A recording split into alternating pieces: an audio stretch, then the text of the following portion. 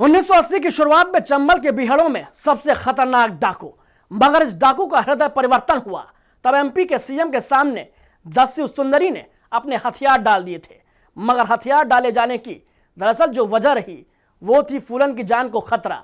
मगर कहते हैं कि फूलन का अतीत हमेशा उनका साया बनकर उनके इर्द गिर्द घूमता रहा और अतीत के इसी साये ने 18 बरस बाद फूलन की जान ले ली।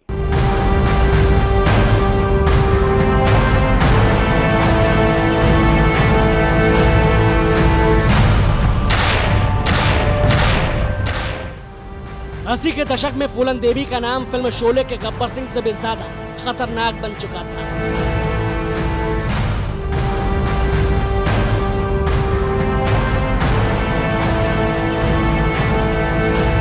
कहा जाता था कि फूलन देवी का निशाना बड़ा अचूक था और उससे भी ज्यादा कठोर था उनका दिल।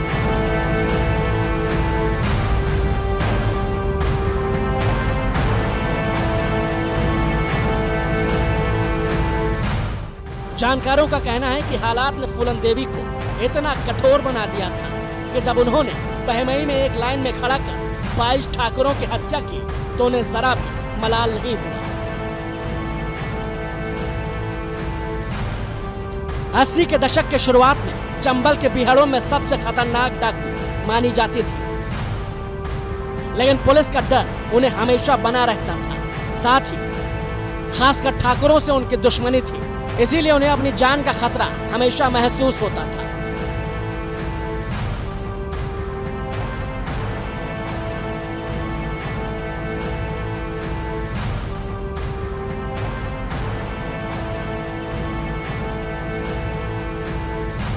चंबल के बिहड़ों में पुलिस और ठाकुरों से बचते बचते शायद वो थक गई थी, इसीलिए उन्होंने हथियार डालने का मन बना लिया था। लेकिन आत्मसमर्पण का रास्ता इतना आसान नहीं था।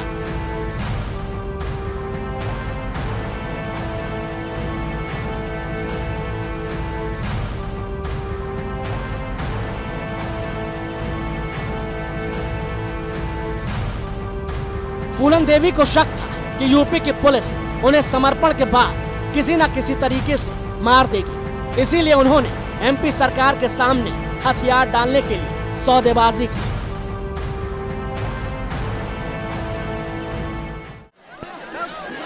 लाइसेंस दी जाए, सभी बागियों के बच्चों को मुफ्त की शिक्षा दी जाए। आप सभी लोगों के चीफ मिनिस्टर साहब की मौजूदगी में मशहूर डकैत फूलन देवी अपनी गैंग के साथ हथियार डालने को आई है।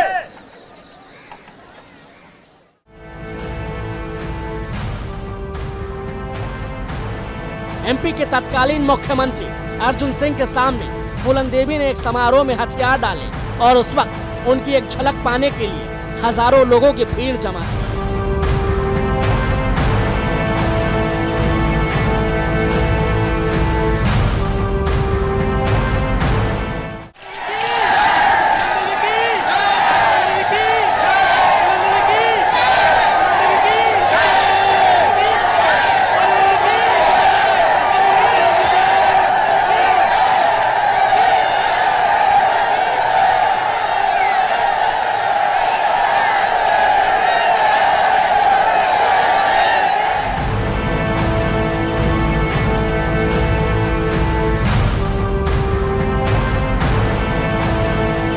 तब फूलन देवी की लोकप्रियता किसी फिल्मी सितारे से कम नहीं थी। सरेंडर के वक्त फूलन देवी ने लाल रंग का कपड़ा अपने माथे पर बांधा हुआ था और हाथ में बंदूक लिए जब वो मंच की ओर बढ़ी तो सबकी सांसें जैसे थम सी गई थी और कुछ ही लम्हों में फूलन देवी ने अपनी बंदूक माथे पर छुआकर उसे अर्जुन सिंह के पैरों में रख दिया और इसी घड़ी फूलन देवी ने डाकू की जिंदगी को अलविदा कह दिया था।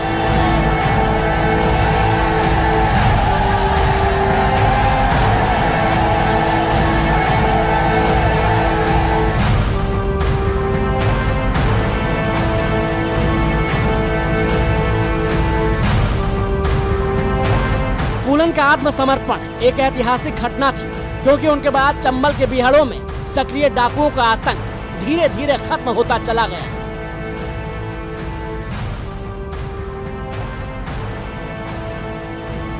चंबल के बीहड़ों में सक्रिय डाकू कई प्रदेशों की सरकारों के लिए बहुत बड़ा सिरदर्द बने हुए थे और कुछ इलाकों में तो उनका हुक्म टालने की हिम्मत नहीं की जाती थी।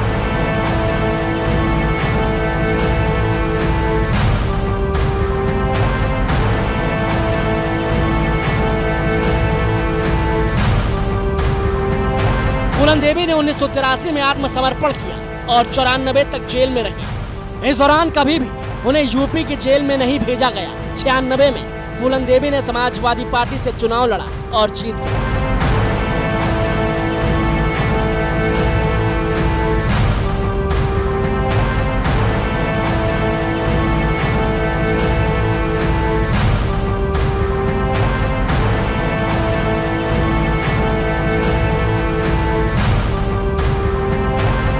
मिर्जापुर से सांसद बनी, चंबल में घूमने वाली अब दिल्ली के अशोका रोड के शानदार बंगले में रहने लगी। 98 में हार गई, फिर 99 में वहीं से जीत गई।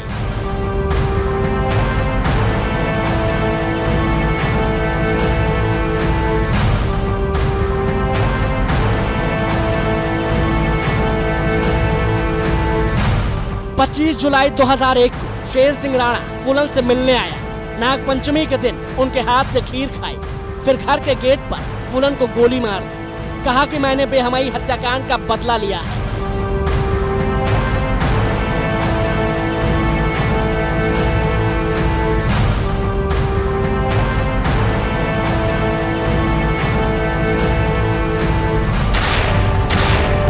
अगस्त 2014 को दिल्ली की एक अदालत ने शेर सिंह राणा को आजीवन कारावास की सजा सुनाई।